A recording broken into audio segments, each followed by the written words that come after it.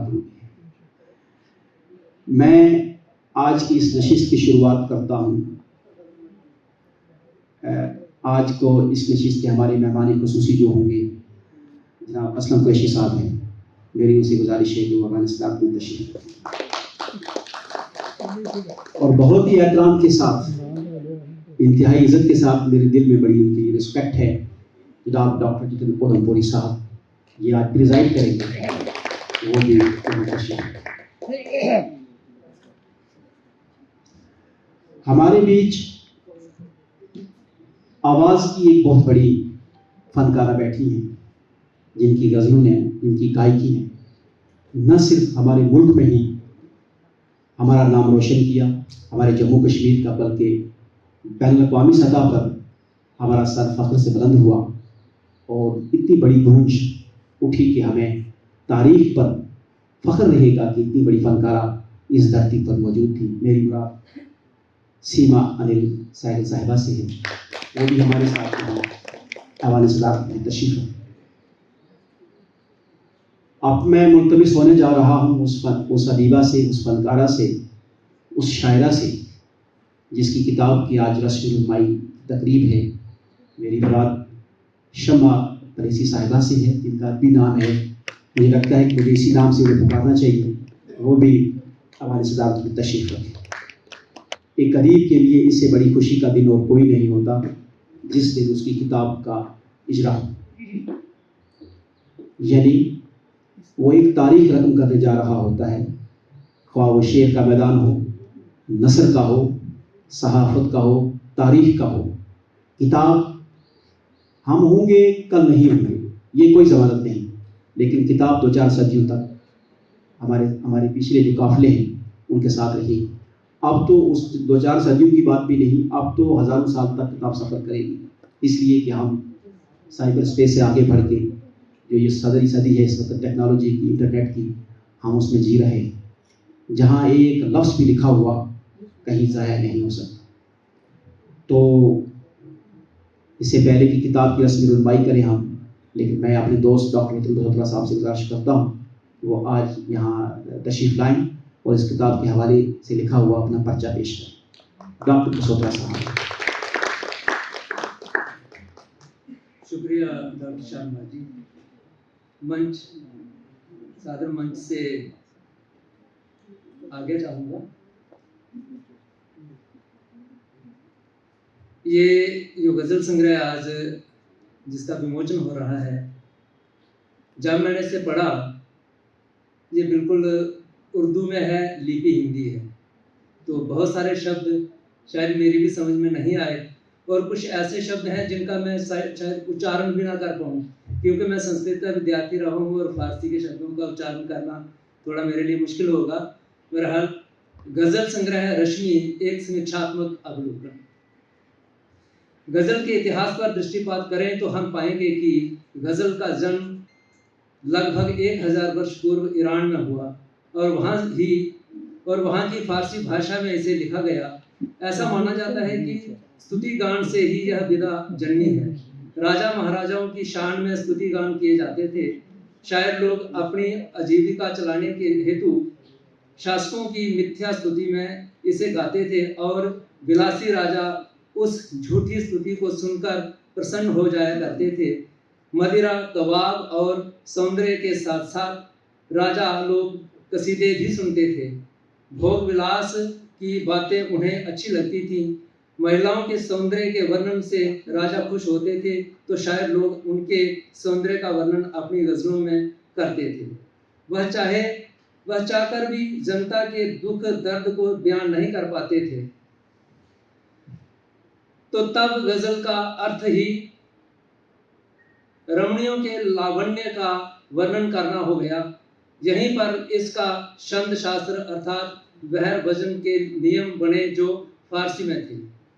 मुगल शासक जिस समय भारत में आए तो वे अपने साथ फारसी संस्कृति भी ले आए और जिस स्थान पर उन्होंने शासन किया वहाँ की राजभाषा बदलकर फारसी कर दी। इससे पहले हमारे यहाँ शौरसैनी तथा अपभ्रंश भाषा का प्रयोग होता था, जो आम बोलचाल की भाषा न होकर साहित्यिक भाषा थी। जो संस्कृत भाषा से निकली थी। जब न्यायालय और शासकीय कार्यों की भाषा फारसी बनी तो लोगों को मजबूर होकर फारसी भाषा सीखनी पड़ी। यहाँ के कवियों ने भी मजबूरी में इसे सीखा और गज़ल में कलम आजमाई करने लगे। इस दौरान उन्होंने फारसी का छंद शास्त्र अर्थात गज़ल शास्त्र भी लिखा, गज़ल शास्त्र भी सीखा, जिसे अरूज कहा जाता था। और गज़ल के ईरान में प्रचलित स्वरूप को ही स्थानीय कवियों ने उसी प्रकार रखा। 12वीं शताब्दी में दिल्ली में अब्दुल हसन यमुद्दीन खुसरो देहलवी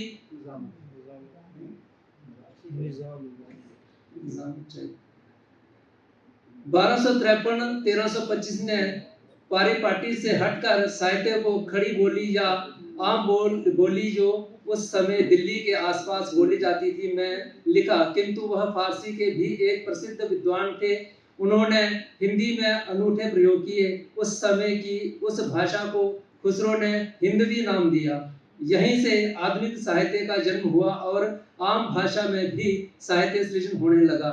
साथ ही खुसरो ने संपूर्ण भारत में फारसी का प्रचलन किया और फारसी भाषा भी भारत में फैलती गई। खुसरो का हम पहला गजल को भी कह सकते हैं। 17वीं शताब्दी आते आते उर्दू भाषा भी वजूद में आ गई। इसका प्रचार प्रसार हुआ और उर्दू न्यायालयीय भाषा बन गई। 17वीं शताब्दी में अंग्रेजों के भारत आने के बाद उर्दू को एक विशेष समुदाय के साथ जोड़ दिया गया। इस समय अवधि में उर्दू हमारी न्यायालयीय भाषा बनी और आज तक इसी का प्रयोग हमारे न्यायालयों में हो रहा है। यह भाषा उस समय पूरे देश की भाषा थी, जिस उर्दू से पहले हिंदुस्तानी कहा जाता था। यह आम बोलचाल की भाषा भी थी, जिसे राजनीति रंग देते हुए एक विशेष समुदाय के साथ जोड़कर देखा जाने लगा। जबकि सच यह है कि खालिस हिंदुस्तानी भाषा को दो लिपियों में लिखा जाता था। एक बोली की दो लिपियां, बोली एक और लिपियां दो, देवनागरी और पर्शियन। दिल्ली और इसके आसपास फारसी का प्रचार प्रसार हुआ तो दूसरी ओर दक्षिण में भी सूफी संतों ने फारसी का ही प्रचार प्रसार किया और देवनागरी बिल्कुल हाशिए पर आ गई। पर उसमें भी साहित्यिक सृजन शाह बली उल्लाह उर्फ बली दक्षिणी सन 1700 में दिल्ली आए। यहाँ उनकी शैली की खूब तारीफ हुई। बली उर्दू के पहले शायर माने गए। उनका यह शेर देखो, सजन तुम सुख सेती खेलो नाया नकाब आहिस्ता आहिस्ता कि जूं गुल से निकलता है गुलाब आहिस्ता आहिस्ता। यहाँ पुनः गजल गुल के फारसी किस्से लेकर चलने लगी, जिनको हिंदुस्तानी के साथ कोई सरोकार नहीं था। फारसी में लिखने की होड़ लगी हुई थी। मीर तकीमीर ने इस विधा को नया रुतबा बख्शा। हालांकि मीर ने भाषा को हल्का अवश्य किया और सादगी भी दी, जैसे पत्ता पत्ता बूटा बूटा हाल हमारा जाने है, जाने न जाने गुल ही न जाने बाग तो सारा जाने है। जब दिल्ली खतरे में पड़ी तो शायर लखनऊ की ओर गए तथा शायरी के दो केंद्र बन गए, दिल्ली तथा लखनऊ।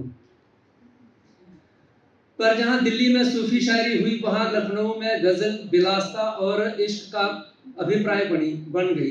दिल्ली और लखनऊ में गजल लगातार लिखी और कही जाती रही। कई नामवर शायर उर्दू गजल को प्रसिद्धि देते रहे और आज के दौर में सभी शायर इस विधा को नए आयाम दे रहे हैं। गजल में अब बुलबुल का ही नहीं, माँ का भी जिक्र होता है, बेटी का भी। इसलिए अब यह उन हवेलियों और कोठों से निकलकर घरों में सजाई जा रही है। गजल के लिए अब हिंदी उर्दू का कोई झगड़ा नहीं है। भाषा और भाव में भाव अधिक रहता है और भाषा का महत्व भी अपने स्थान पर बरकरार है। गजल एक कोमल विधा है, सो गजल की नाजुक ख्याली का ख्याल रखना पड़ता है।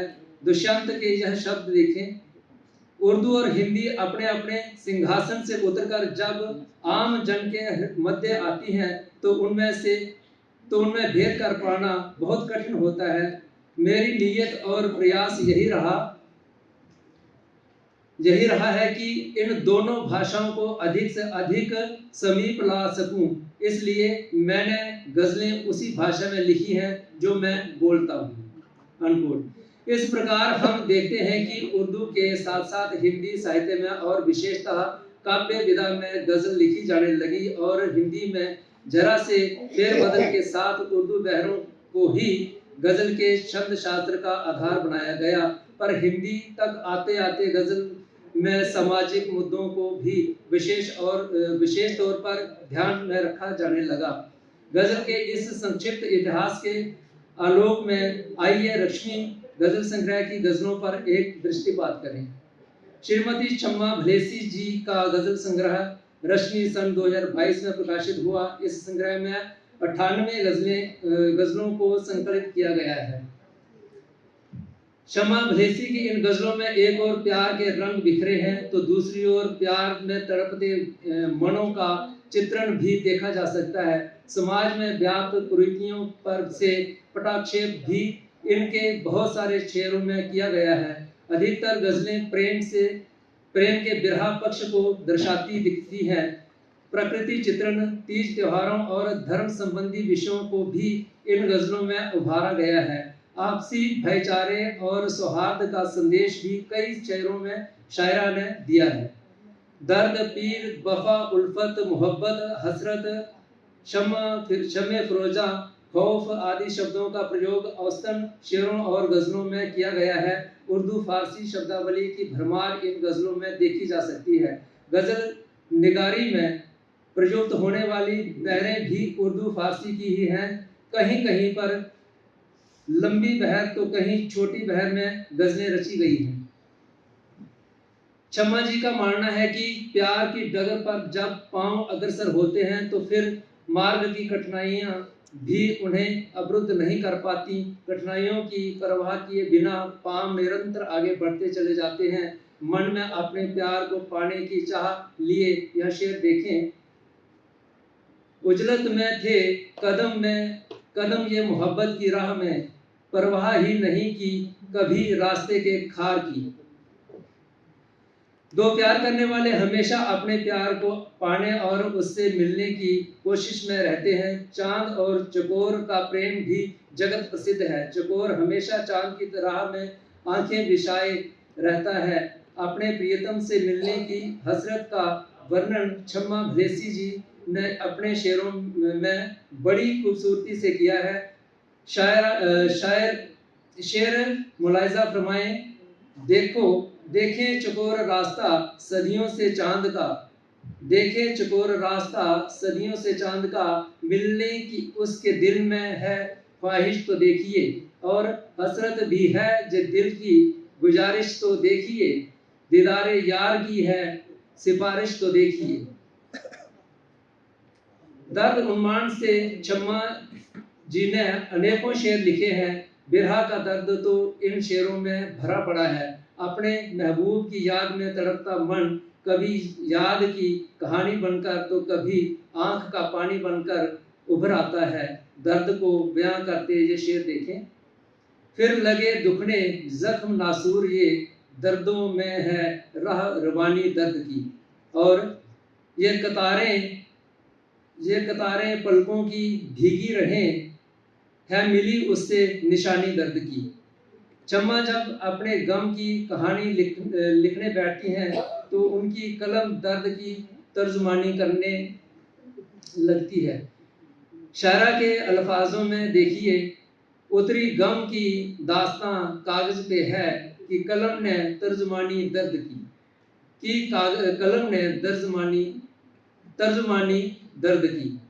गजल के हर शेर में एक पूरी कविता का भाव भरा रहता है, या हम यूं कहें कि गजल का हर एक शेर अपने आप में एक मुकम्मल नज्म होता है, तो इसमें कोई दो राय नहीं है। शेर में व्यक्त अर्थ भी कई मायने रखता है। पढ़ने वाला जब शेर को बार बार पढ़ता है तो उससे हर बार शेर एक नए अर्थ से रूबरू करवाता है। आज अगर हम देखें तो हर एक व्यक्ति डर के साए में जिंदगी गुजारता नजर आएगा। हमारे समाज में ऐसी परिस्थितियां बनी हैं कि कोई भी व्यक्ति कहीं भी अपने आप को सुरक्षित नहीं समझ सकता। इस भाव को शायरा ने एक शेर में इस तरह व्यक्त किया है। खौफ के साए में हर बशर जी रहा, एक रहम की नजर कर अता देखिए। मौत का नंगा नाच भी आज समाज में देखा जा सकता है।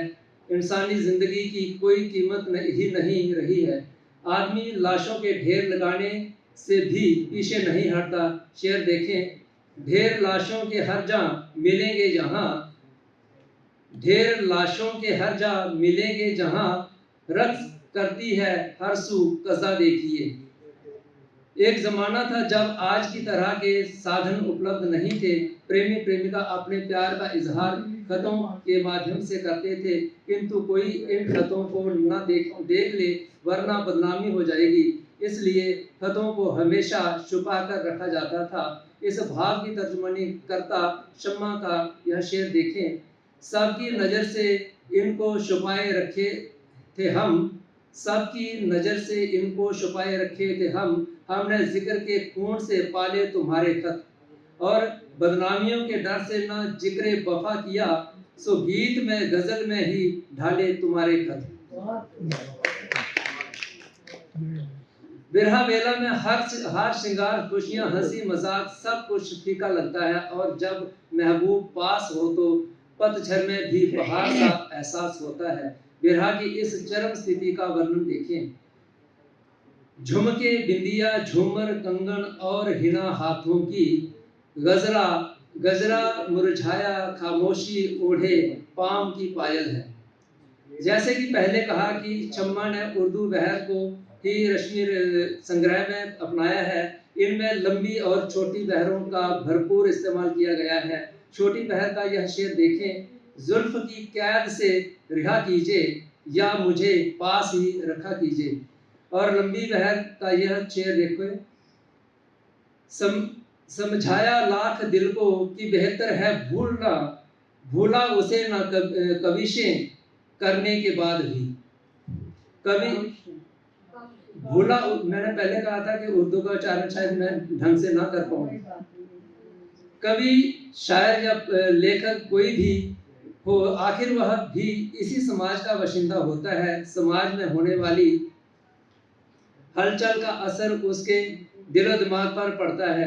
समाज में अच्छा बुरा जो भी होता है वह उसके साहित्य में झलकता है। कुछ समय पहले पूरी दुनिया को एक भयंकर बीमारी से दो चार होना पड़ा है।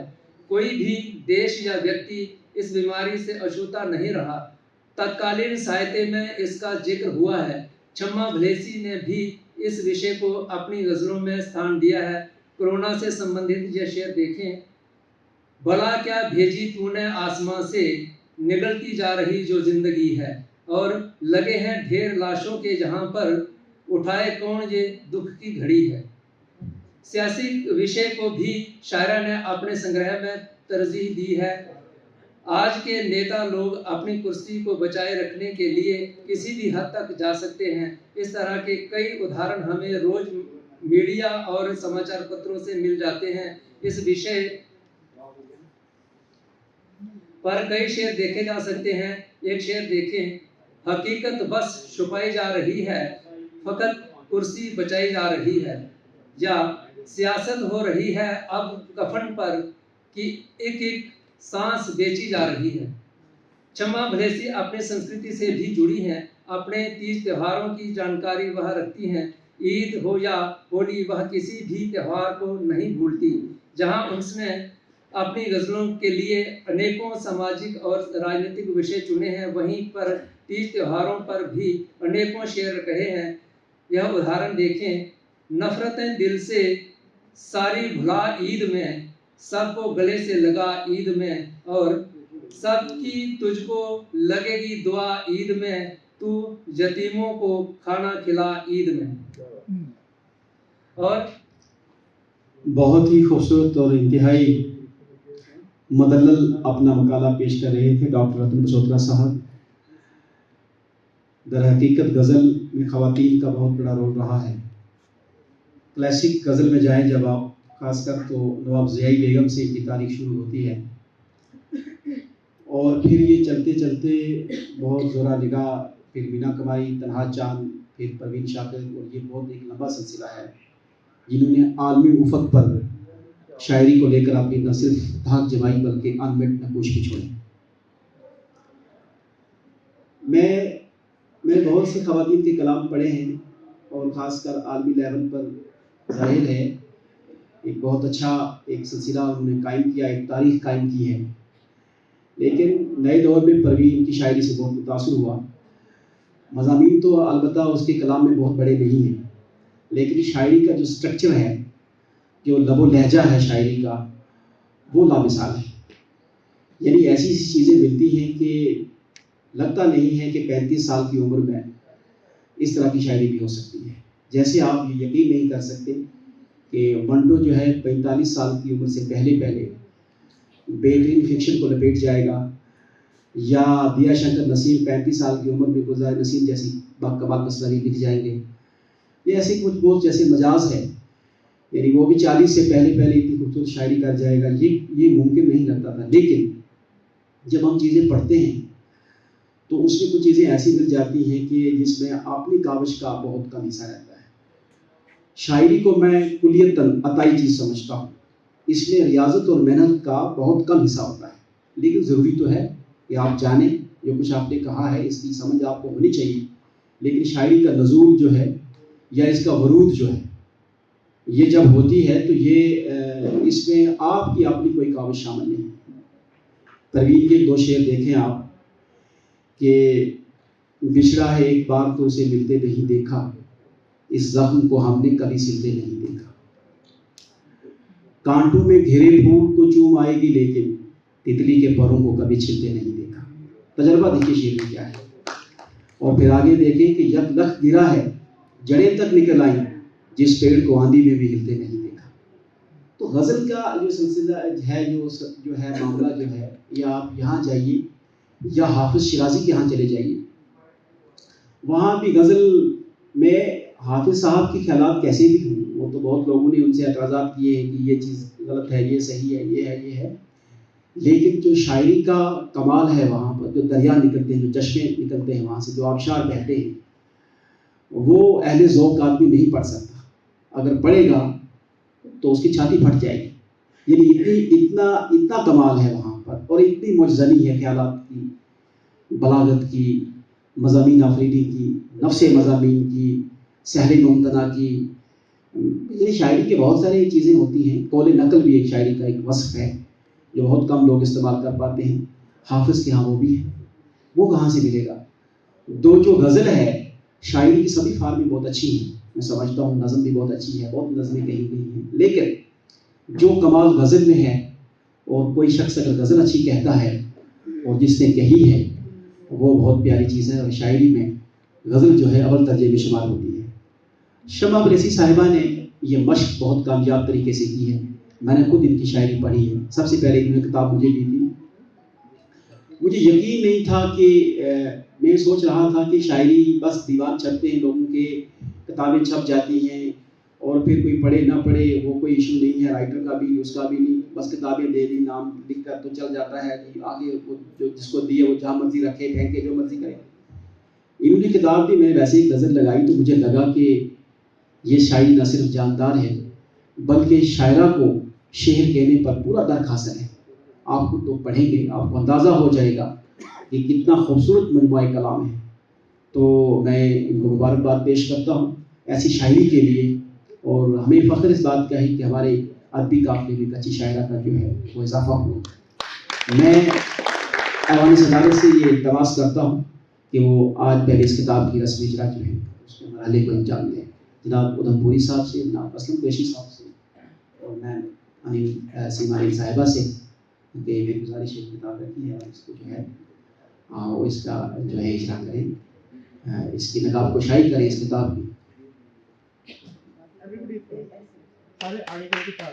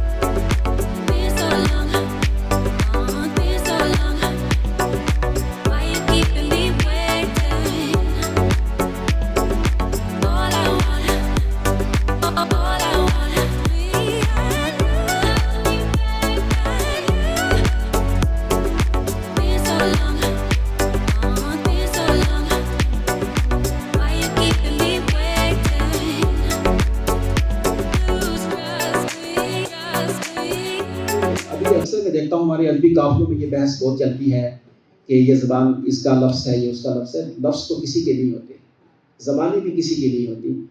इस खलफशार से, इस खलजान से बाहर आइए और इस मफरूज़े से भी बाहर आइए। इन चीज़ों को इस सदी में कोई इन चीज़ों की वक़्त नहीं रह गई है। बात तो असल ये है, ये माजी में भी नहीं था। बात तो ये है कि ज़बान जहाँ जिस सदी में, जिस दौर में चलती है, जिस अहद में चलती है, वो उस अहद की ज़बान है।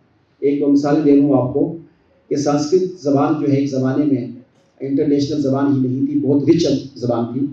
आज की डेट में संस्कृत है कहाँ? कितने लोग बोलते हैं उसको? अच्छा, फिर हमारा जो है अरबी और फ़ारसी ज़बानें भी जो थी, ये ज़बानें भी बैन-अक़वामी ज़बानें थी।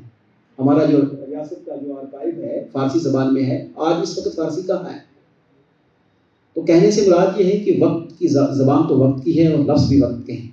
कितने बहुत सारे अल्फाज आज मैं देख रहा हूँ एक चीज़ का असम साहब कि हम कभी व्हाट्सएप पर चैट करते हैं किसी के साथ, तो मैं कभी लफ्ज़ नहीं लिखते, हम वो छोटा सा वो भेज देते हैं, कुछ स्पेसिमेंट टाइप की।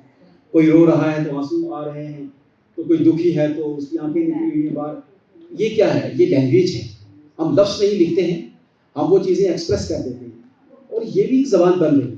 आप रोक नहीं सकते। नई सदी में जो कुछ भी हो रहा है, जो वक्त हमारे साथ ला रहा है, हमारे साथ हमारे लिए जो होगा, हम अगर नहीं भी चाहते, मुफ्ती काजी हम जो भी बन जाएं, लेकिन हमें उसको एक्सेप्ट करना पड़ेगा। ये एक ऐसी हकीकत है जिससे आप नहीं भाग सकते।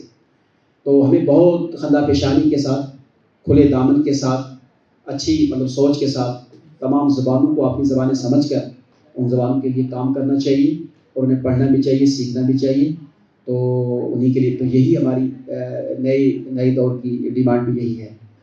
तो मैं बहुत ही एहतराम के साथ अब अफगानिस्तान की तरफ आता हूँ और सबसे पहले मैं सीमा मैम से गुजारिश करता हूँ कि वो आएँ और आज की इस महफिल के हवाले से अपने तासरात के साथ। आप सब दानिश्वर जो यहाँ मौजूद हैं, उनका बहुत बहुत आभार करती हूँ। और जो मेरे मित्र अहबाब सब मेरे अपने ही लग रहे हैं मुझे। यहाँ देखिए जितने लोग बैठे हैं सब अपने ही चेहरे हैं, मैं जिन्हें बचपन से देखती आ रही हूँ। तो आज बहुत खुशी का मौका है। जैसा कि शाहनवाज साहब ने कहा कि भाषा उसकी है जो उसे प्रेम करता है। भाषा हिंदी हो, उर्दू हो, लेकिन भाषा को जो अपना लेता है, जो उससे प्यार करता है, वो भाषा उसी की हो जाती है। यहाँ पे देखिए वो डोगरी की अपने कवित्री बैठी हैं, उर्दू में भी अच्छा लिखती हैं। और यहाँ अंतरा जी बैठी हैं जो कि बहुत ही मुझे पसंद है, इनकी शायरी बहुत अच्छी लगती है। तो सुमन पाल जी यहाँ मुझे दिख रही हैं। तो आप सब अदीब, ये सब जो लोग हैं ये मेरे बहुत करीब हैं। और सबसे खुशी की बात यह है कि घरों से निकल के अब चौके चूल्हे ये सबसे निकल के अब जो औरतें हैं, लेडीज़ हैं, हमारी महिलाएं हैं, उन्होंने लिखना शुरू किया है, उन्होंने काम करना शुरू किया है। ये बड़ी काबिल तारीफ बात है। मैं शमा बलेसी जी को दिली मुबारकबाद देती हूँ कि उनका ये संग्रह आया। हालांकि ये किताब मेरे पास पहुँची नहीं, इसलिए मैं इसके बारे में अभी कुछ कहना मेरे लिए उचित नहीं होगा। मैं इसे पढ़ के तो मैं बता सकती हूँ कि उन्हें कैसा लिखा है, क्या इनका जहन में क्या है, क्या कैसा अच्छा लिखा है। और बस अब मैं इतने कहना चाहती हूँ कि बहुत बहुत मुबारकबाद है और इसी तरह अपनी कोशिश आप जारी रखिए। धन्यवाद। और उसका ये जो भलेसी शब्द है, ये मैं कब से सोच रही हूँ कि ये भलेस शब्द क्या है, कहाँ से आया है। तो अचानक याद आया कि मेरे पिता का एक गीत था, स्वासे च समाई गई है तू अखिए च देश बसता, रावी ते चना बसते, चंपा ते भलेस बसदा। तो ये भलेस वही है, ये भलेसी जो शब्द है। हाँ, भलेस मुझे नहीं चंबा पता था, लेकिन ये भलेस है, ये मुझे अब पता चला कि ये बहुत खूबसूरत जगह है, बहुत सुंदर जगह है। शुक्रिया। थैंक यू मैम, बहुत ही खूबसूरत ख्यालात का इजहार किया आपने। शायरों के साथ तखल्लुस हो और फिर शायर हो तखल्लुस ना हो, ये हो नहीं सकता, लेकिन होना चाहिए। और कई शायर जो है वो जगह की मुनासबत से आपने तखल्लुस रखते हैं। ये अक्सर उर्दू में तो बहुत इसके अंबार लगे हुए हैं कि कोई नाम भी नहीं गिन सकते आप, उनके नाम की वजह से उनका आप वो जान सकते हैं कि किस जगह से हैं। तो इसके बाद हम चीफ गेस्ट साहब जो हैं जनाब असलम कुरैशी साहब, जो न सिर्फ एक दानश्वर की हैसियत से उन्होंने बड़ा काम किया, उर्दू ज़बान के इतने बड़े लवर हैं, उर्दू पोइट्री के इतने बड़े लवर हैं और इतने अच्छे क्रिटिक्स हैं, नाकिद हैं और इतनी खूबसूरती से बात करते हैं। कभी कभी यूँ लगता है कि इन्होंने कितना पढ़ा है, अंदाज़ा नहीं हो सकता। मैं असलम साहब ने गर्चे की किताब मुझे इसमें नहीं है नॉलेज में लिखी या नहीं लिखी, लेकिन इतनी बात है कि कई अदीबों से बढ़कर न सिर्फ इनका हाफजा है बल्कि इनकी शऊरी जो कैफियत हैं, जो इनके बोलने के ढंग हैं, जो जिस तरीके से ये अदब को बात करते हैं, मैंने ऐसे बहुत कम लोगों को बोलते सुना है। मैं इनसे इल्तमास करता हूँ कि वो माइक पर तशरीफ़ लाएँ और आज की इस नशिस्त के हवाले से अपना तासरात यहाँ रखें। डाइस पे बैठे हुए जी इज़्ज़त हज़रात व मोहतरमा साहिबा और हाल में बैठे हुए सारे जी इज़्ज़त ख़वातीन हज़रात, शाहनवाज साहब से मेरी दोस्ती बड़ी जज्बाती रही है और हर महफिल में मेरा जब भी जिक्र करते हैं तो इस अंदाज से करते हैं कि शायद मैं बहुत बड़ा स्कॉलर हूँ, लेकिन हकीकत यह है कि सारी ज़िंदगी मैंने क्लर्की में ही गुजारी है और एक क्लर्क जो है उसे अपने दफ्तर की फाइलों से और अपने दफ्तर के झमेलों से ही फुर्सत नहीं मिलती, तो पढ़ेगा क्या। लेकिन आज की इस महफिल में इश्तियाक काज़मी साहब की दावत पर और शाहनवाज साहब की ये इफ्तार पर यहाँ शामिल होकर मुझे बड़ी खुशी हो रही है, इस अंदाज से भी कि शमा जी की जो गज़लों का जो मजमूआ जो है उसका आज उदमपुरी साहब के हाथों उसका इजरा हुआ, बड़ी खुशी की बात है।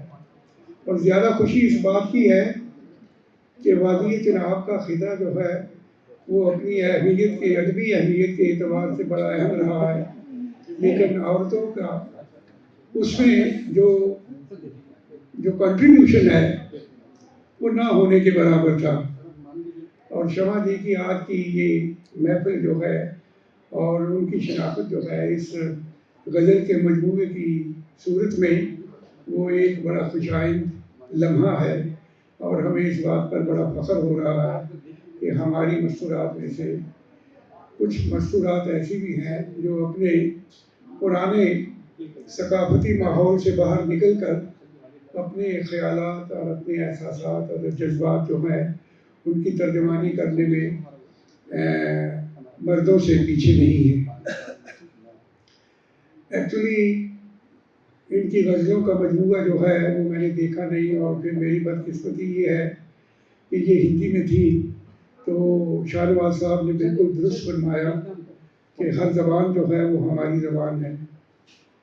अली सरदार जाफरी ने कहा था कि सारे अल्फाज जो कहीं भी कहाँ भी किसी ज़बान में भी लिखे गए हैं वो मेरे जज्बात के तर्जुमा हैं।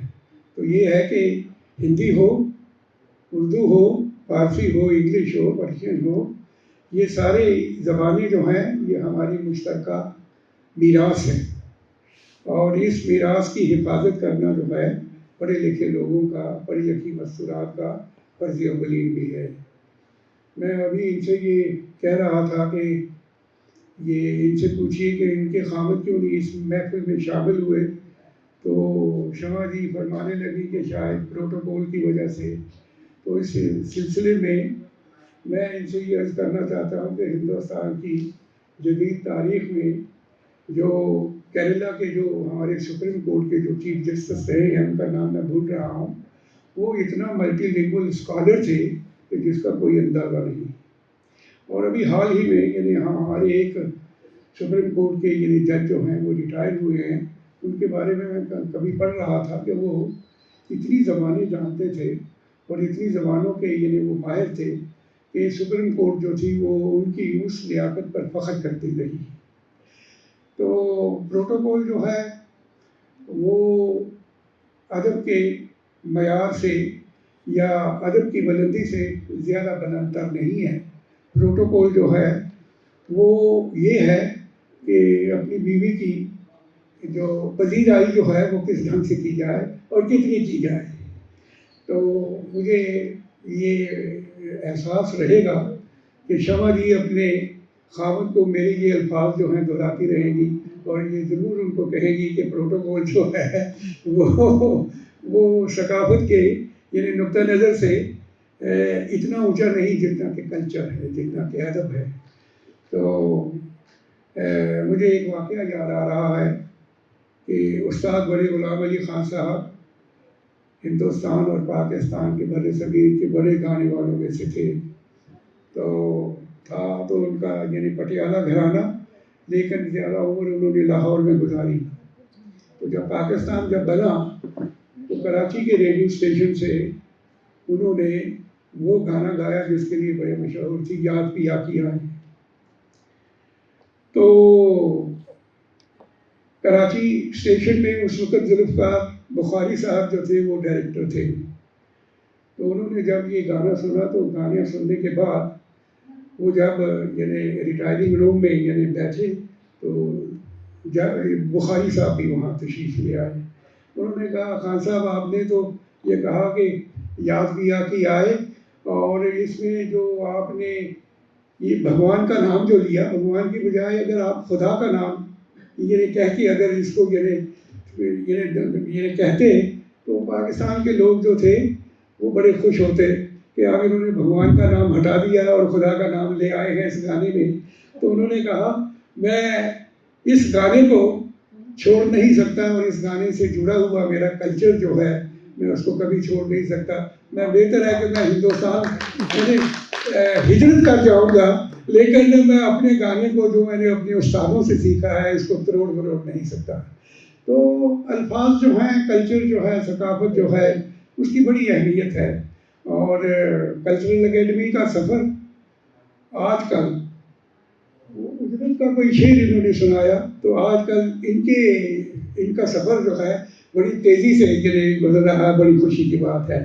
और ये भी खुशी की बात है कि कल्चरल एकेडमी में मौजूदा जितने ऑफिसरान इस वक्त मौजूद हैं वो सब अदब से माला माल हैं, चाहे वो अदब हिंदी का हो, डोगरी का हो, पंजाबी का हो, उर्दू का हो। तो इस सिलसिले में ये मौजूदा दौर जो है कल्चरल एकेडमी का, ये हमारे जम्मू के लोगों के लिए एक यादगार रहेगा।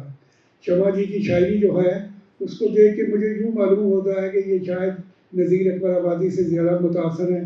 नज़ीर अकबर आबादी ने अपनी शायरी जो थी उसमें समाज के हर एक दर्द को अपने शेरों में बयान किया था। और इनकी शायरी जैसा कि मल्होत्रा साहब ने अभी बयान किया कि ये शायरी जो है इनके जो कुछ चुनिंदा शेर जो इन्होंने हमें पढ़ के सुनाए उसमें मालूम होता है कि हमारी सोसाइटी का हर किस्म का दुख दर्द और हर किस्म का जो एक रोमांटिक पहलू जो है बड़ी खूबसूरती से इन्होंने अदा किया है।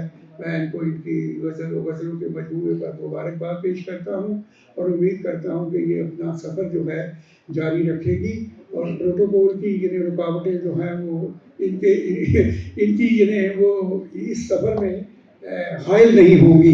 बस इन अल्फाज के साथ मैं शुक्रिया अदा करना चाहता हूँ। Thank you.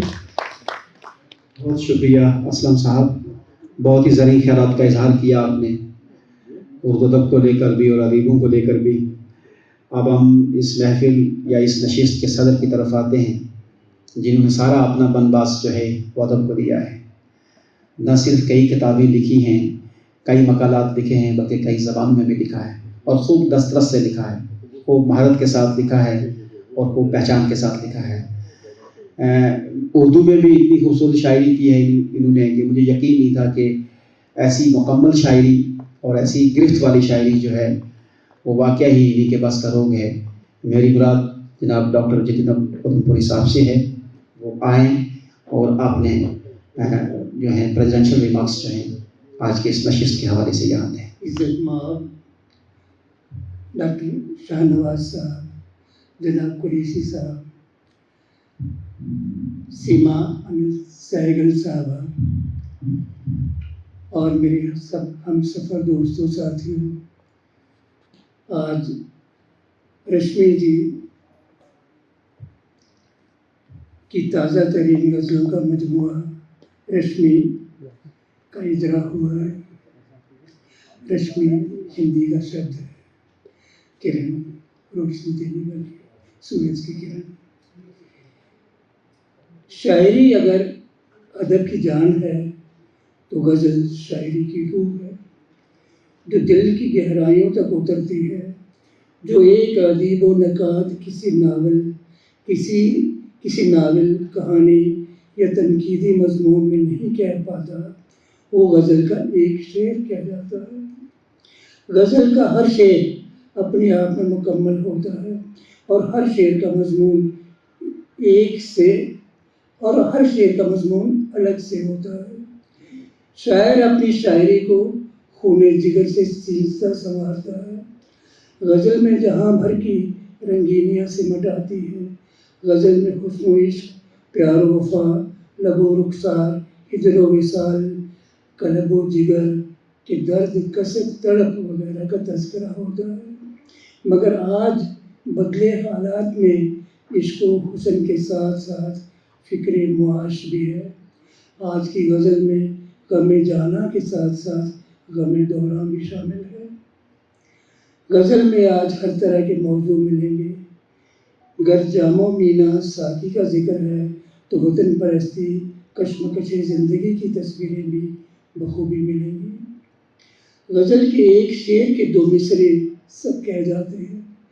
गज़ल फ़ारसी से उर्दू में आई और बाद अज़ां हिंदी और दीगर ज़बानों में बराबर कही जाने लगी। गालिब, मीर, दाग, जोश, फिराक, फैज़, अदम, हफीज़, कतील, शफ़ाई, अली सरदार जाफ़री, साहिर, मजाज, मदरू वगैरह शोरा हजरात ने गज़ल की जी जान से आबियारी की नई रंगीनियाँ बख्शी हैं। शायर गज़ल में अपने दिल की कहता है, मगर अपने मखसूस अंदाज़ो बयां के साथ। गीत गज़ल हो या फिर नज़्म, शायरी तो दिल की ज़ुबान है। शमा जी की शायरी उनके दिल से निकली आवाज़ है, जो रूह तक उतरती है। बुलंद ख्याली और बेबाकी दिलो दिमाग को मुतासिर करते हैं।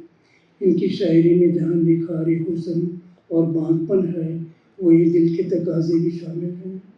बात सियासत की हो या फिर औरत की इज़्ज़त व असमत की, वो साफ गोई से खुलकर बयान करती है।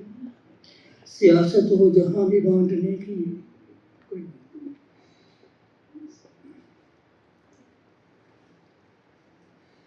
सियासत हो जहाँ भी बांटने की, ज़माने की बगावत चाहती हूँ। खिली मासूम कलियों की चमन में न लूटे कोई इस्मत चाहती हूँ। कफ़स में कैद हो जो भी परिंदे, रिहाई व हिफाजत चाहती हूँ।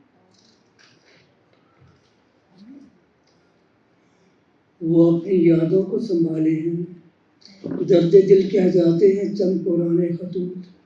वो राज भी हैं और जीने की आस भी। राहों की तीरगी में उजाले तुम्हारे खत, राहों की तीरगी में उजाले तुम्हारे खत, है रक्म मेरे दिल में ये शाले तुम्हारे खत, है रक्म मेरे दिल में ये शाले तुम्हारे खत। बदनामियों के डर से न जिक्र वफा किया, बदनामियों के डर से न जिक्र वफा किया, तो गीत में गजल में ही डाले तुम्हारे खत। चैनो सुकून की है निशानी हमारे पास, चैनो सुकून की है निशानी हमारे पास, अब तक ही इसलिए है संभाले तुम्हारे खत। यादें कम वक्त आती हैं, तड़पाती हैं, छेड़ जाती है माजी की, छेड़ जाती है माजी के फसाने गई। याद आई एक कहानी दर्द की, याद आई एक कहानी दर्द की, दास्ताने गम पुराने दर्द की। वसल हिजरा और ये है दिल फिजा, और फिर आतिश पेशानी दर्द की। आज पलटे पत्ते हमने माजी के, फिर कर दी सोजे ख्वाने दर्द की। हुस्न वफा, हुस्न वफा मोहब्बत, हुस्न वफा मोहब्बत प्यार जज्बात व एहसासात, वो बचपन की शरारतें, वो गुलों की नज़ारतें कह जाती हैं बहुत कुछ सुनिए तो। मैं तितली की शरारत हूँ, मैं तितली की शरारत हूँ, गुलों की मैं नज़ाकत हूँ, खुदा की बख्शी नेमत हूँ, ज़मीन पर एक जन्नत हूँ। मैं तितली की शरारत हूँ, गुलों की मैं नज़ाकत हूँ, खुदा की बख्शी नेमत हूँ, जिंदगी पर ज़मीन पर एक जन्नत हूँ। जहाँ होशो हरकत भी है कायम, और रंगीनी बदली रुतों की भी, आज़ाद वतन का है आज़ाद परिंदा हूँ। ज़माने कर दे तू आज़ाद मुझको कैद से अपनी, ज़माने कर दे तू आज़ाद मुझको कैद से अपनी, फिजा बदली हुई मौसम की, मैं अब बदली हुई रुत हूँ। ज़माने कर दे तू आज़ाद मुझको कैद से अपनी, फिजा बदली हुई मौसम की, मैं अब बदली हुई रुत हूँ।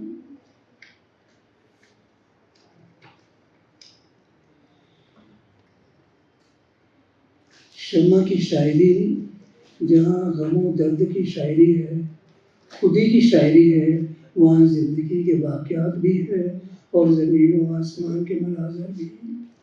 ज़िंदगी के सभी रंग हो जागर इनकी शायरी में, वो अपनी भी कहती है और ज़माने की भी।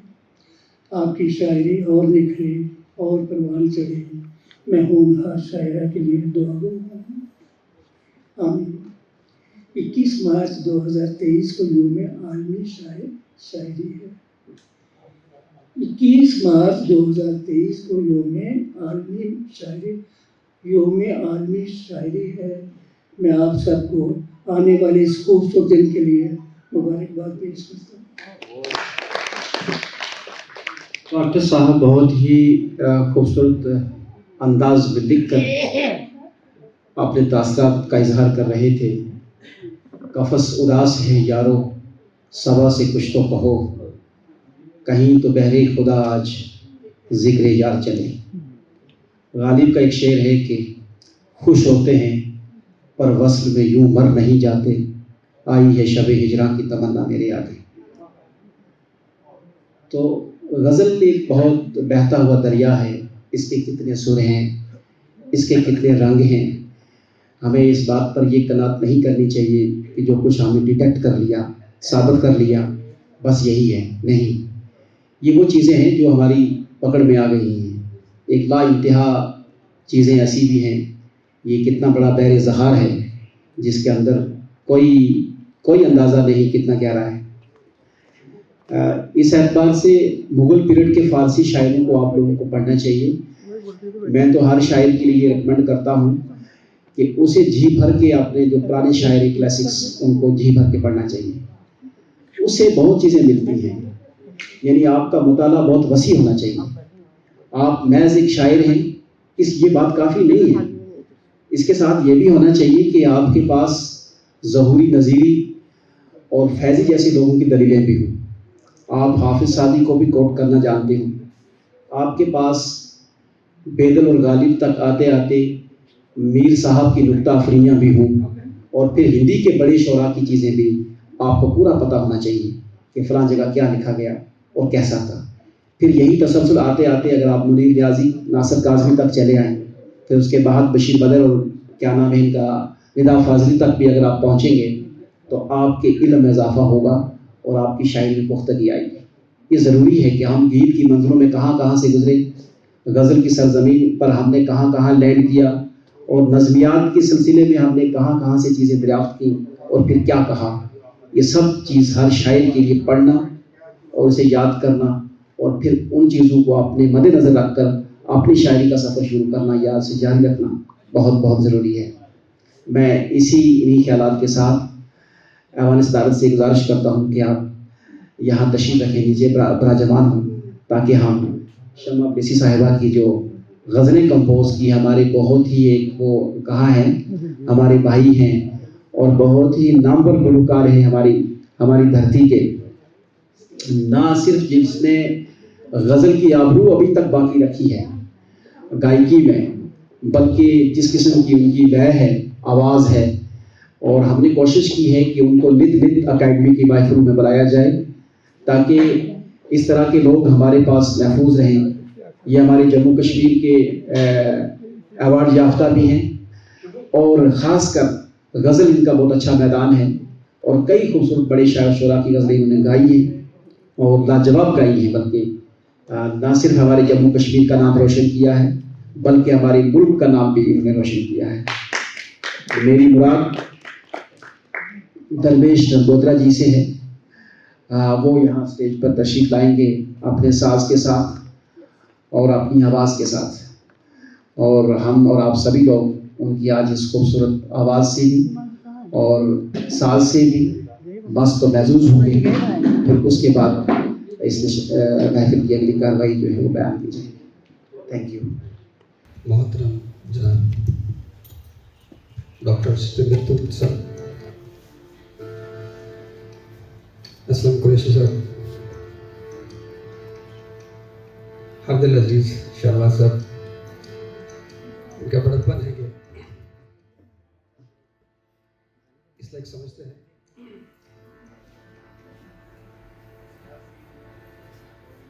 काज़मी साहब, छोटी महफिल है, छोटे लोग बैठे हैं, मतलब कम लोग बैठे हैं, तो मुझे लगता है कि सबके नाम ले सकता हूँ। सीमा नील साइकिल जी लेजेंड है, पता नहीं कहाँ चले गए,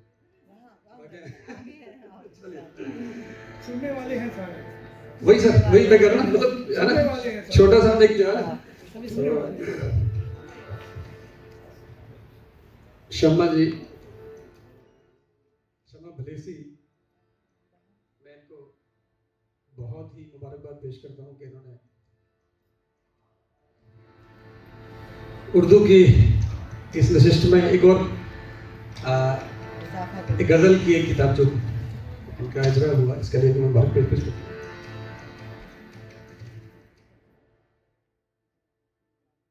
कुसुम जी, कुसुम दीदी, मुझे लगता है कि मजा आएगा इसमें। सब लोग, बिजमोहन सर, सुमन जी, मुझे मैं बच्चा था जब दूरदर्शन में आपके पास चलता गया था, आपको याद है? तो ये सफर जो है ऐसे ही निकला है।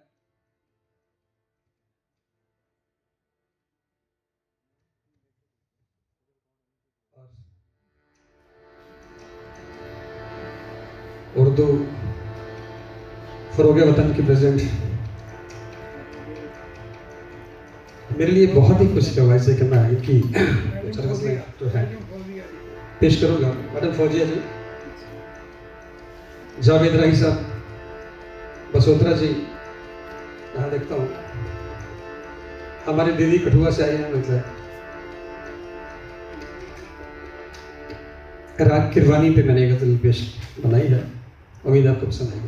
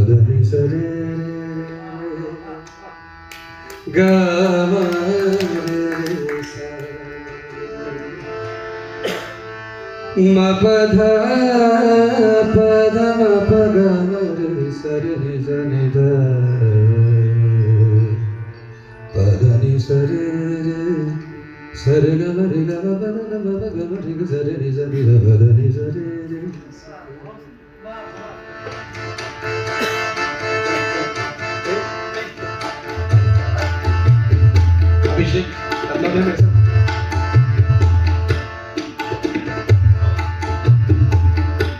याद आई एक कहानी दर्द की।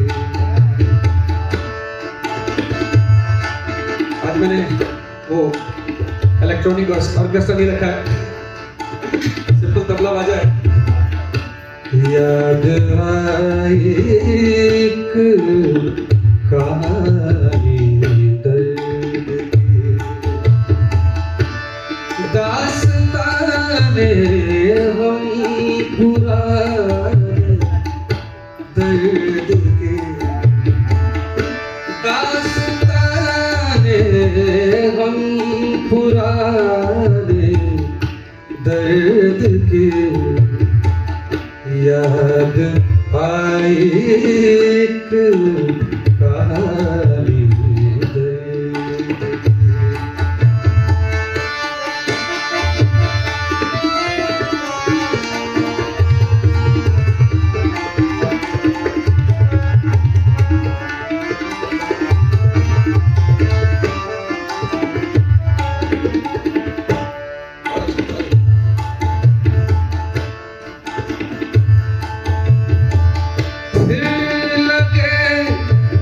दुख ने जख्म नास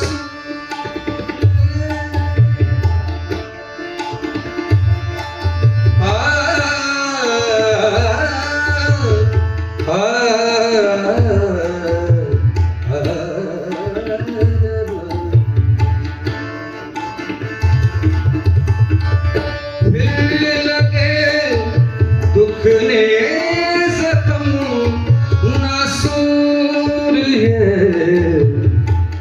दर्द में है रवानी,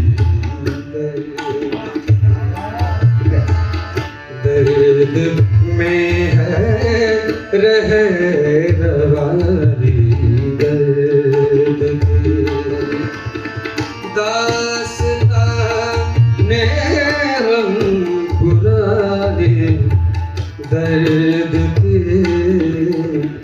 याद आई एक कहानी दर्द की।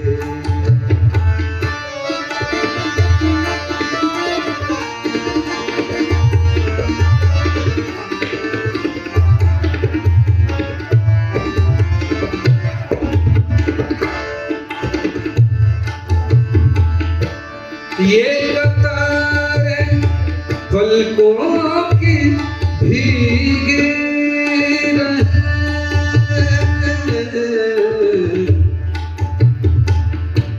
सरे गा गा गा गा गा गा गा।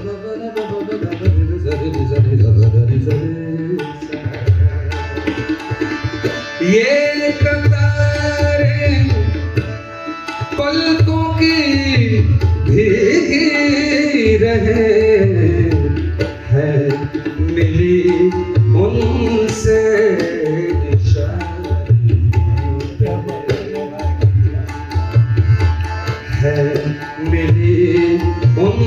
से निशानी दर्द के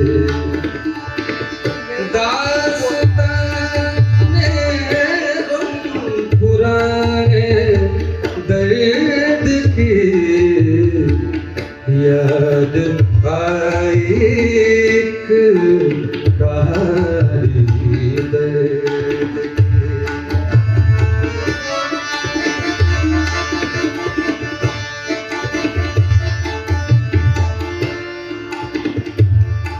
आप पीछे देखें, वो जहां जिस हाल में है खुश रहे,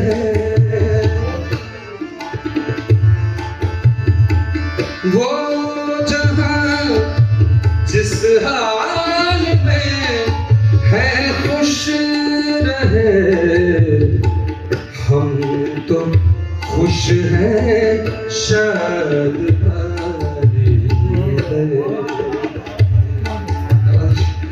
हम तो खुश हैं शाद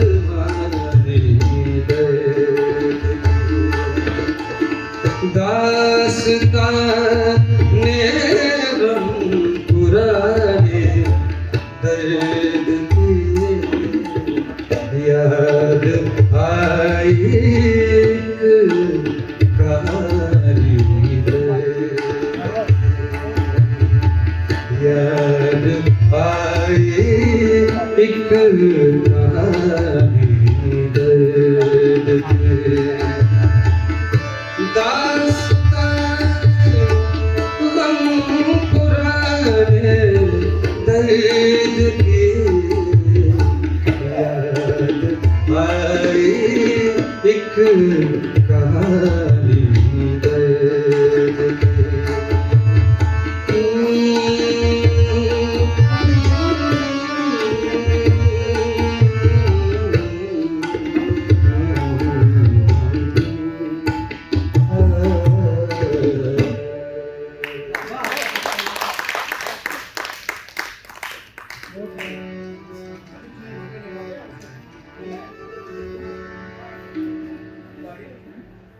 बहुत जल्दी में ये सब कंपोज किया मैंने, 2 दिन हो गए शायद। कल ही इन्होंने मुझे गजलें भेजी है, कल मैंने इनको फाइनल किया।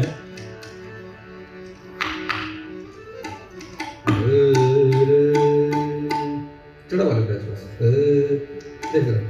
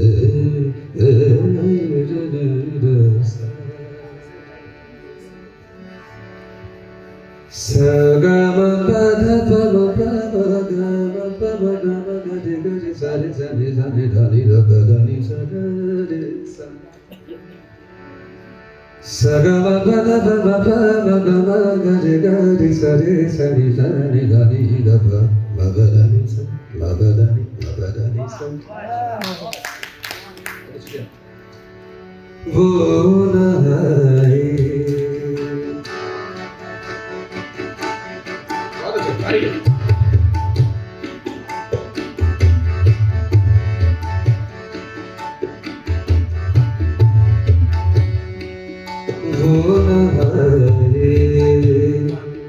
नहीं बहार वो नहीं बहार कैसे दिल को मेरे कैसे दिल को मेरे करार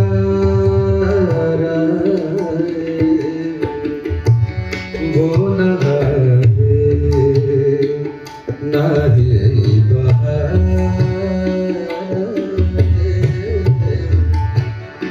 वो न आए।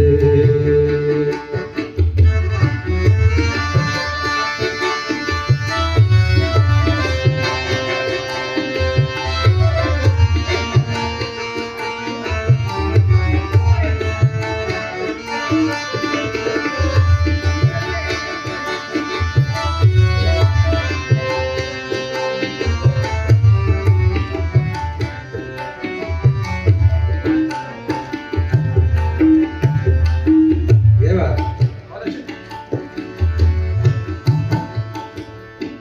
याद माज़ी में भीग जाए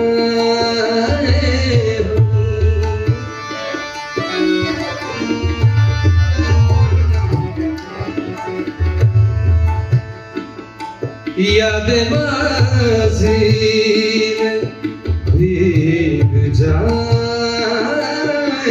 हम सावनी जब भी ये फुहार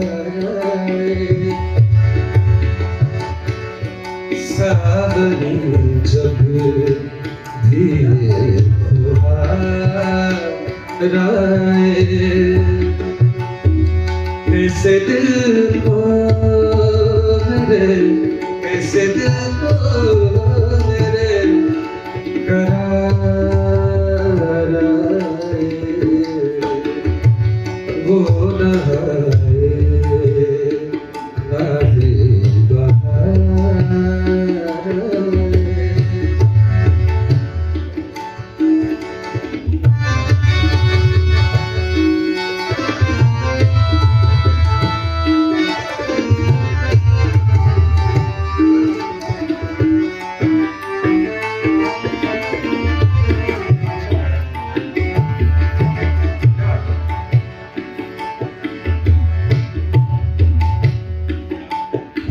के मायूस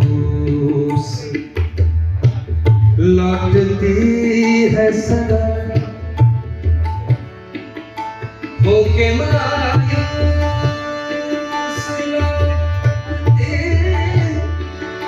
लौटती है सदा लौटती है सदा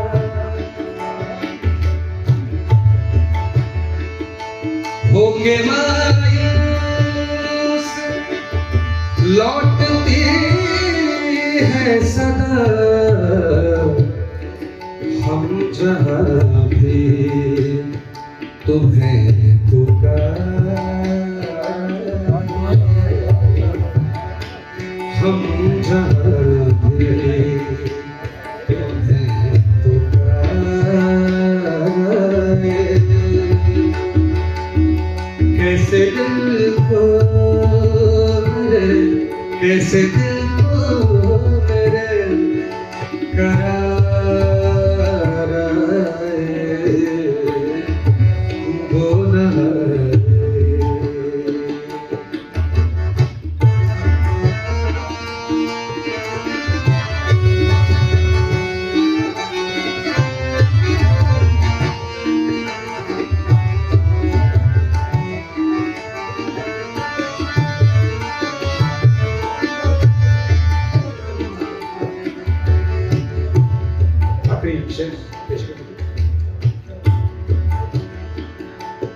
वो खिज़ां का चमन में फेरा है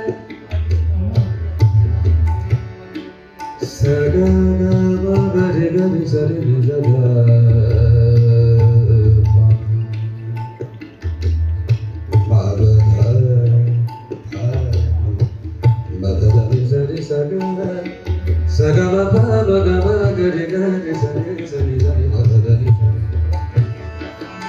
वो खिज़ां का अब खिज़ां का चमन में फेरा है अब कहाँ से वो बरगुबार अब कहाँ से वो बरगुबार कैसे दिल को मेरे, कैसे दिल को मेरे करार आए, वो न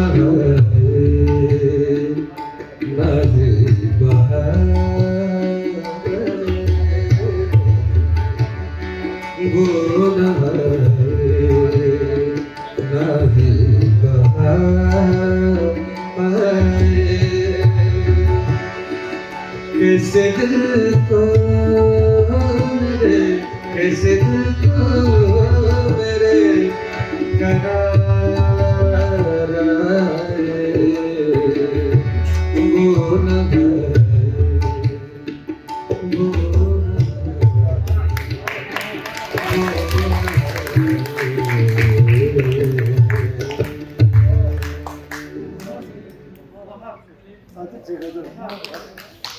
बहुत शुक्रिया।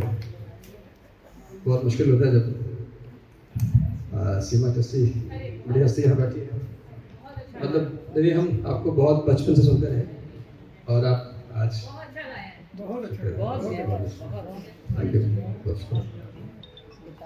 रमेश साहब ने बहुत ही खूबसूरत गज़लें और इंतहाई बहुत ही एक ऐसी आवाज़ में हमें महसूस किया कि बहुत लुत्फ़ आ गया और बड़ी खूबसूरत कंपोजिशन थी।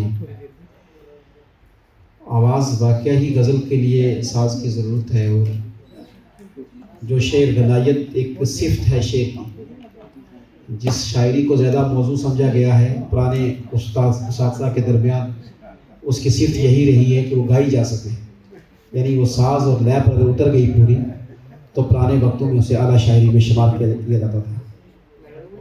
दरवेश साहब आपका बहुत बहुत शुक्रिया, आपने कमाल की गज़लें गाई। इससे पहले कि हम आगे की कार्रवाई शुरू करें, मैं आज इस किताब की शायरा से इल्तमास करता हूँ कि वो आएँ और अपनी एक दो गज़लें, चुनिंदा गज़लें जो इस किताब में शामिल हैं, वो सामिन की नज़र करें।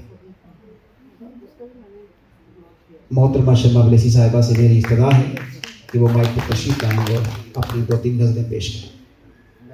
मोहन सर को कहूँगी कि लेट आए, पहली बार लेट होगी। तो मेरी गज़ल का मतलब पेश है आप सबकी खिदमत में।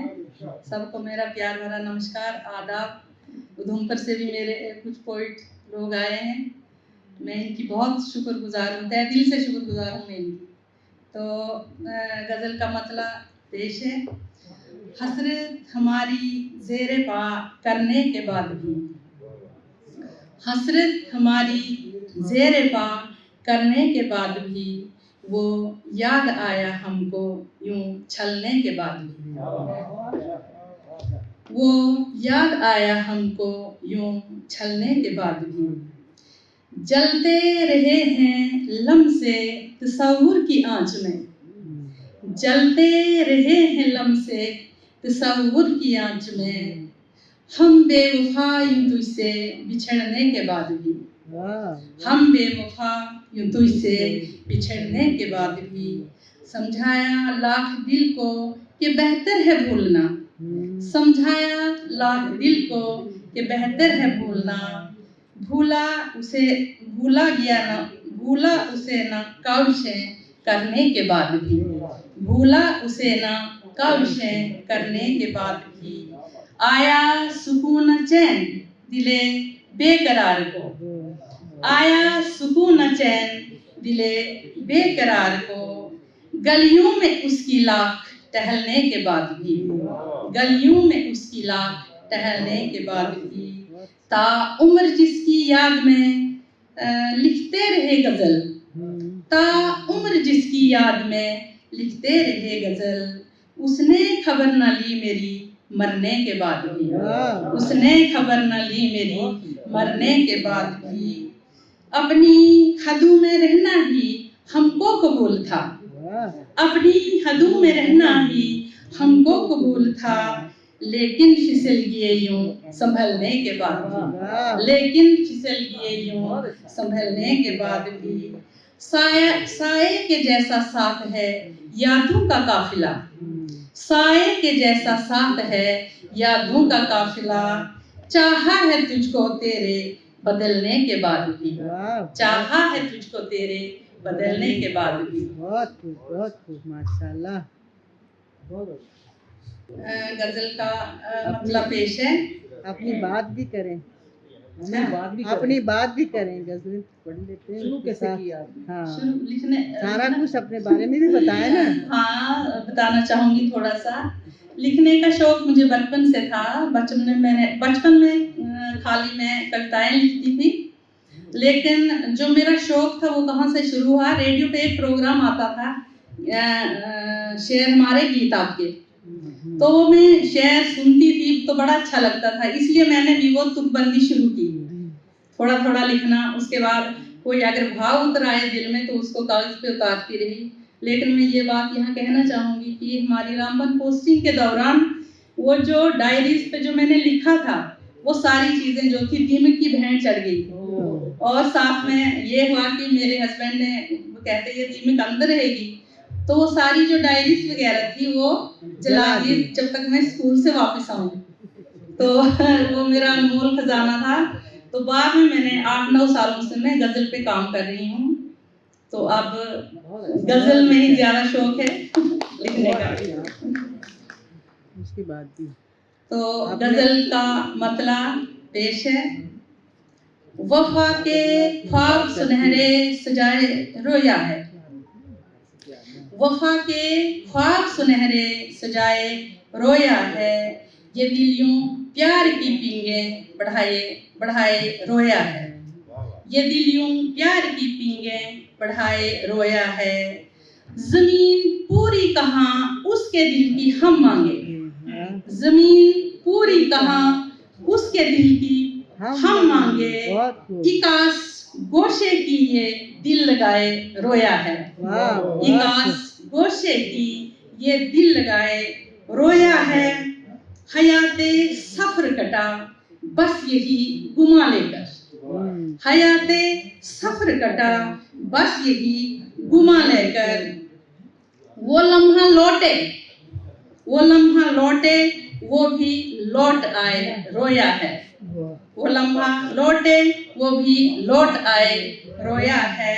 फरेब खाते रहे जिससे हम मोहब्बत के, फरेब खाते रहे जिससे हम मोहब्बत के, उसी की याद को दिल से लगाए रोया है, उसी की याद को दिल से लगाए रोया है। मिले ये जख्म हमें एक अधूरी हसरत में, मिले ये जख्म हमें एक अधूरी हसरत में, हर एक दर्द को दिल में दबाए रोया है, हर एक दर्द को दिल में दबाए रोया है। किया है प्यार उसे जिंदगी समझ अपनी, किया है प्यार उसे जिंदगी समझ अपनी, चिरागे इश्क ये दिल में जलाए रोया है, चिरागे इश्क ये दिल में जलाए रोया है। वफा के ख्वाब सुनहरे सजाए रोया है। शुक्रिया। अपने घर के बारे में भी बताएं कि उन्होंने आपको मौका दिया लिखने हाँ, बाकी यहाँ आप यहाँ बाकी मेरे हमारे पापा जी हैं, फादर-इन-लॉ साथ में हैं, इनका बहुत ताउन रहा, मेरे हस्बैंड का और मेरी पूरी फैमिली का इसमें बहुत ताउन रहा। इन्होंने कभी कोई बंदिश नहीं लगाई, कोई रोक नहीं लगाई। आज मैं लाना चाहती थी अपने हस्बैंड को भी साथ में, लेकिन कुछ बंदिशों की वजह से वो नहीं आ पाए। तो उनकी जो मेरे फादर-इन-लॉ आए हुए हैं, तो पूरी फैमिली की मुझे इसमें बड़ी सपोर्ट रही। सबने मुझे इनकरेज किया कि आप लिखिए लिखिए लिखिए। तो मैं उनकी भी बहुत शुक्रगुजार हूँ कि मुझे बाहर निकलने का भी मौका दिया। ठीक है, शुक्रिया। अब आखिरी कड़ी में महफिल दाखिल हो चुकी है। जो हमारे यहाँ कुसुम घर में शारदा इन्हें कहते हैं, ये बहुत ही खूबसूरत शायरा आर्ट के साथ जुड़ी रही हैं और उम्र पर न सिर्फ एक्टिंग के साथ बल्कि शायरी के साथ और मल्टी डायमेंशनल इनकी पर्सनैलिटी है, इन्होंने बहुत काम किया है। आर्ट और अदब दोनों को लेकर। तो ऐसे लोग हमारे यहाँ हमारी महफिलों में और हमारे कल्चर में, हमारे समाज में एक बहुत अहम इजाफा होता है। जैसा कि मैंने पहले भी कहा, इन्होंने एक ऑर्गेनाइजेशन है इनकी, चिनार आर्ट फाउंडेशन, जिसके तहत आज ये चीफ गेस्ट जो हमारे इस नशिस्त के रहे हैं, कुरैशी साहब और डॉक्टर जिंदल उधमपुरी साहब, और फिर हमारे ये जो हैं कंपोज़र हैं, हमारे एडिटर भी एकेडमी में रहे हैं, बहुत बड़ा काम किया है, ब्रिजमोहन साहब और सीमा मैम को ये देंगी, ट्रॉफी देंगी। इनकी एनजीओ ने for the promotion of art and literature के लिए बहुत काम किया है। मैं ये आप प्रेसिडेंट हैं इस अंजुमन की, मैं इन्हें गुजारिश करता हूँ कि आप मोमेंटो जो है इन हस्तियों को जो है आप मुबारक हाथों से इन्हें दे दीजिए। खिदमत आपकी भी हैं और खिदमत इनकी भी हैं, इसलिए ये बहुत ही मुबारक दिन है कि आज एक ऐसी शख्सियत जिसने खुद आर्ट और लिटरेचर के लिए सारी उम्र वक्फ की है और जिनको वो ये मोमेंटो देने जा रही हैं, उन शख्सियात ने भी सारी ज़िंदगी जो है कल्चर, आर्ट और ज़बानों के अहया के लिए, उनके प्रोजेक्शन के लिए और डेवलपमेंट के लिए काम किया है हर फील्ड में, और बहुत खुशी का मुकाम है। इसी के साथ मैं उन तमाम हज़रात का भी शुक्रिया अदा करता हूँ, अकादमी की तरफ से, खासकर सेक्रेटरी साहब की तरफ से, भारत सिंह साहब की तरफ से, जो यहाँ मुख्तर शख्सियात तशरीफ लाई हैं, जिनमें डॉक्टर जिंदल उधमपुरी साहब हैं, असलम कुरैशी साहब हैं, खुर्शीद काज़मी साहब हैं, ब्रिजमोहन साहब हैं, और यहाँ पर ख़ासकर जो इस वक्त हमारी उर्दू के इस चैप्टर को लीड कर रही हैं जम्मू में, हमारी बड़ी उम्मीदें हैं उनके साथ। मैं काज़मी साहब से कहता रहता हूँ कि आपकी अंजुमन जो है वो आगे बढ़नी चाहिए, काफ़िला बढ़ना चाहिए, और हम लोग ताकि बार बार आएँ तो आपकी नशिस्तों में बैठे। हमें तो मौका नहीं मिलता है इनके यहाँ आने का, लेकिन हम इन्हें बार बार दावत देते हैं कि ये तो आएँ कम से कम। अंजुमन बहुत अच्छा काम कर रही है फौजिया मुगल साहिबा की प्रेसिडेंटशिप में, और मैं उम्मीद करूँगा कि उर्दू के लिए कुछ नए नक्शे के साथ नई ज़मीनों पर अच्छा काम किया जाए, कुछ ऐसा काम किया जाए जो नुमायाँ काम हो। महज हम रस्मी और वो उस तरह के कामों के साथ न जुड़े रहें, बल्कि कोई नया विजन लेके आए कि हमारा उर्दू के लिए आने वाले वक्त में हमारा क्या विजन है, हम उर्दू की क्या हिफाजत चाहते हैं, इस ज़बान के लिए हमारे तहफ़्फ़ुज़ात क्या हैं, और उर्दू को कैसे। फौजिया मैडम जो हैं वो इस वक्त उर्दू की रहनुमाई के लिए मैदान में उतरी हुई हैं, और हमारी उम्मीदें जो हैं इनके साथ वाबस्ता हैं। तशरीफ़ फरमा हूँ मैं इन शख्सियात का जिनका मोमेंटो के नाम लिया है, इनकी गुजारिश करता हूँ कि यहाँ पर स्टेज पर तशरीफ़ लाएँ। आप ही आए मैम, असलम साहब, ब्रिजमोहन साहब और डॉक्टर जिंदल उधमपुरी साहब। सुमन पाल जी, महिला काव्य मंच की प्रभारी सुमन पाल साहिबा से भी गुजारिश है कि वो भी जो है वो डाइस पर तशरीफ फरमा, और फौजिया मुगल साहिबा भी बिल्कुल बिल्कुल बिल्कुल आप भी आए यहाँ पर खिदमत के तहत उनके लिखावट के लिए। तो हम डॉक्टर साहब को मुबारकबाद पेश करते हैं। थैंक यू सर, बहुत अच्छा, थैंक यू सर। और